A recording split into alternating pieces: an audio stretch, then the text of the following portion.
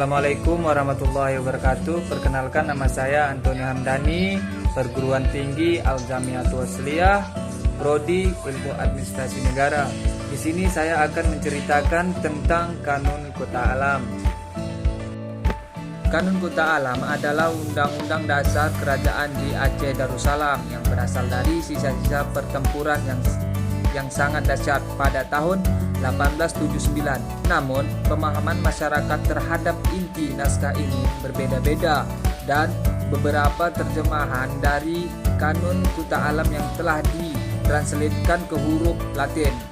Kanun Kota Alam mencakup berbagai aspek penting seperti yang pertama, pemerintahan dan hukum undang-undang negara. Yang kedua, implementasikan Kanun nomor 11 tahun 2002 yang menegakkan syariah Islam.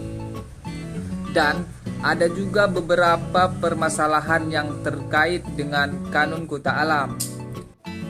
Yang pertama, ada beberapa versi Kanun Kota Alam yang diterangkan ke huruf Latin dan beredar sebagai baku. Yang kedua, pemahaman masyarakat terhadap inti naskah Kanun Kota Alam berbeda-beda, tergantung pada pengalaman dan latar belakang. Yang ketiga, kehilangan informasi karena ketergantungan naskah alih. Baik informasi penting mengenai Kanun Kota Alam menjadi kehilangan.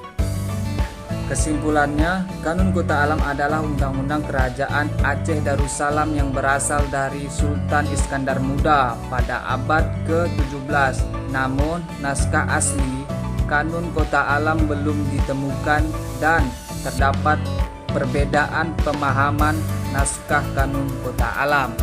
Jadi cukup sekian penjelasan tentang Kanun Kota Alam. Saya akhiri, lebih dan kurang saya mohon maaf. Wabillahi taufiq wa hidayah. Assalamualaikum warahmatullahi wabarakatuh.